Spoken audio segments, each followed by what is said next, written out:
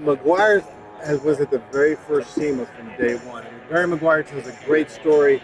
First SEMA, he has a 6-foot table, draped, and there he was all by himself. And to where we're at today, 2022. Right. So we've been to every single one. You're listening to the Get Out and Drive podcast with John, Custom Car Nerd Meyer, and Jason, Old Car Guy Carr. We'll be bringing you gearheads everything you never wanted to know about cars and why they should be on the road and not in your garage. Are you ready to get out and drive?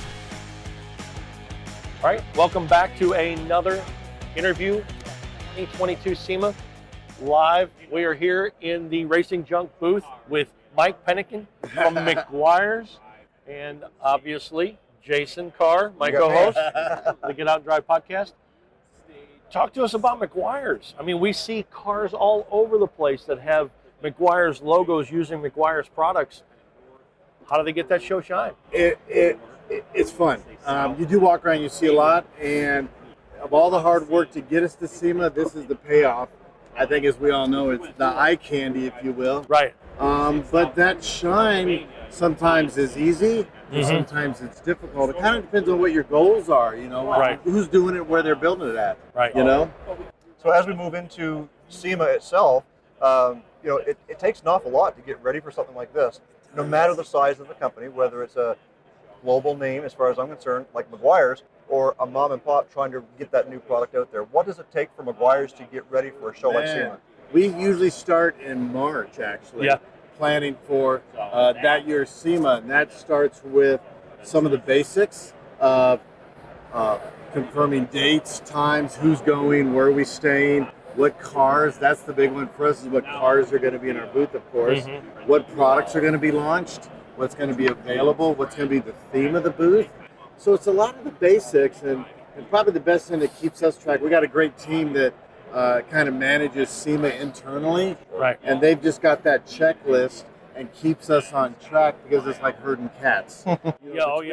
R&D and portfolio team and events team and sales team and customers coming in and scheduling, they keep us on track to make sure we get here and are opened up for the show, just like here, you know, and ready to go. Yeah, and we're sitting here in the Racing Junk booth next to this beautiful 36 Pontiac, and obviously got a great sticker on it, by got the a way. great sticker on it. So when we talk about what Meguiar's does for other folks, what is it that you guys are doing to help promote Meguiar's through other vendors? It's really just, I know this sounds really simple, but it's all about reflecting your passion. There's a lot of time. I mean, you look at this car, it's stunning, by the way. The color's fantastic. Yes. The time, the money, the blood, sweat, the tears that go into that at all levels, from top to bottom, front to back, inside, outside, is the least we can do is help keep it looking its best. Right. So whether you're, a first timer to SEMA with a feature vehicle that you've dreamed about since you were a kid, or you're a long-standing vendor, or like here we're sitting now that has a vehicle, let's just make sure it looks good, because that's kind of the icing on the cake. No matter what you sell, if you sell an internal engine component, right, you should still have a vehicle that looks good and is at the show. There's no dust on it, there's no swirls on it. Some of those basics that's all we're here to do, is help them reflect their passion. Absolutely. What is your history with Meguiar's? What is your history with SEMA? Oh boy, because I know you've been a long-standing vendor. Well, Meguiar's was at the very first SEMA from day one. I mean, Barry Meguiar tells a great story. First SEMA, he has a 6-foot table, draped, and there he was all by himself.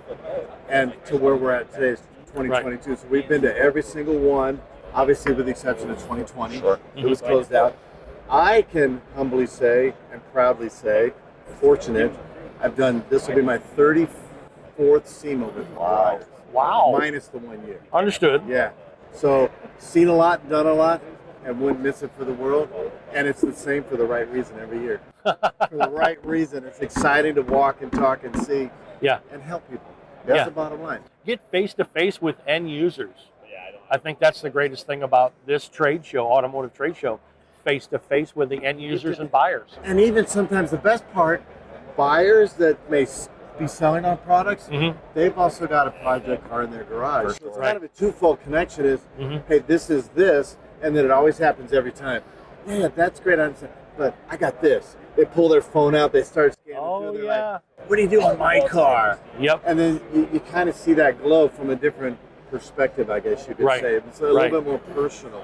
Yeah. You know, so it's business and it's personal at the same time. But that same story, I guess you could say, still evolves. It's pretty basic, no matter what brand you use of a paint car out there. To be honest with you, Mm-hmm. you know, you follow steps of choosing the right product, Right. use it correctly, Yep. and you'll get those wow results. Whether you're a professional, whether you're a painter, or whether you're a DIY that's got a brand new car that's even new to you. Right. I mean, my first car I got was not a brand new car, but it was new to me, and boy, I thought I had arrived. I thought I arrived, but I want to take care of it. And I was using Meguiar's even back then before I was working for this company. Right. Right. So I used to work at an auto parts store, and that's what I sold. So I had some experience there. So it was fun, good time. for I've sure. used a lot of Meguiar's Ah, products thank you. myself. Thank you. I have, and I've been in auto body for about 33 years, and I've used Meguiar's products a lot. Well, guess what? A little test quiz. Did you guys know, and I bet those people out there, we weren't even in the retail DIY business until 1973. We Really? were all professional body shop and catered to people just like yourself. Yeah. So those custom painters Mhm. and those body shops and pro diva, you've probably seen our term mirror glaze, the Yeah. tan bottles. Yep. Yeah. We were that brand until 1973. Then we transitioned into the DIY sector Wow. and Mhm. made the products not as complicated, Right. more friendlier, easier to use. Yep. You know, but we still have both and support both globally. We sure do. Mike, growing up, I know that Meguiar's was kind of the go-to for me with the car wax or whatever it happened to be. But you were just telling me before we started recording that they didn't even make their first wax until 1950. Wow. We did it. Yeah, we started in 1901. There weren't a lot of cars, obviously. short. So Barry's grandfather, Frank Meguiar Jr., had 12 kids, 8 girls and 4 boys. Mhm. And he didn't know much about, but his concern was put food on the table for the kids. So he began mixing and matching and selling furniture polish, and literally going door to door and selling product to put food on the table. Wow. So through all those years, we transitioned into, you know, with the early automotive, those initial, let's call them coatings, were very similar to furniture coatings. And, you know, Okay. lacquer varnishes and all that stuff. Right. Right. But Right. if it works here, it's got to work here. Sure. Right. And we're off and running. Wow. But through the 30s and the 40s, Frank Meguiar Jr. did not believe in sealing the paint whatsoever. Okay. Obviously, different kinds of paints today than back then. but Understood. let them breathe, nourish them, feed them, you know, glazes and all that fun stuff. So, Right. Right. Right. Unfortunately, we passed away in 1950. Paints changed. Yep. More durable protection. The hobby exploded. People Mm-hmm. were driving more. And we started creating, let's call them waxes from then on out. Yeah. So it's a great story. It is because you almost hear the passion in the story. And that's one thing, again, growing up, you hear Barry Meguiar. He's always talking about the passion of the car hobby, you know, and being, you know, falling in love with what you're doing, enjoying that. And I see that in the name Meguiar. When I see that brand, Thank you. that's what I think of. And I think that, you know, something that's coming right from the grassroots of the USA. One common theme that we've had with every interview that we've been doing so far for 2022 is made in USA. Yeah. Right? So having that story kind of hits that home again. And, you know, I think moving forward, I think Meguiar's is the key. Well, thank you. Yeah. And Barry's still here. When I walked over here, he was just in our booth. Okay. So he is still around, and you know, let's call it one of the largest cheerleaders for the hobby still. Right. Sure. Sure. He is out there, and he loves what he does. And I think a lot of that to a lot of the employees, you can't help but get bitten by that Right. bug of the hobby enthusiasts, Right. car care, appearance care. Right.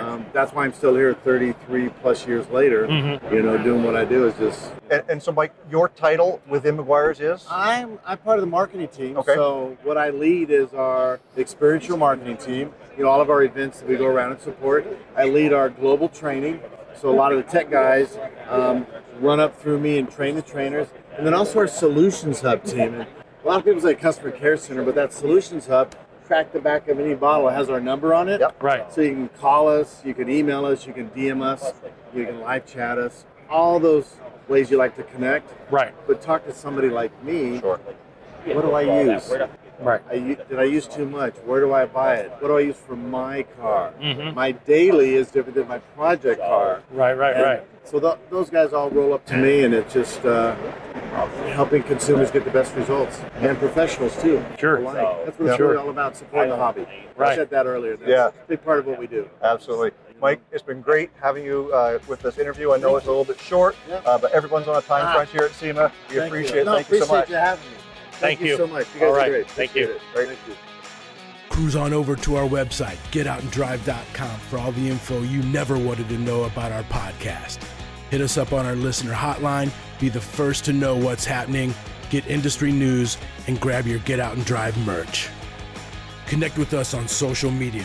Find us on Facebook, Instagram, and TikTok. Follow us on Twitter at Get Out and Drive Pod. Hey, what drives you?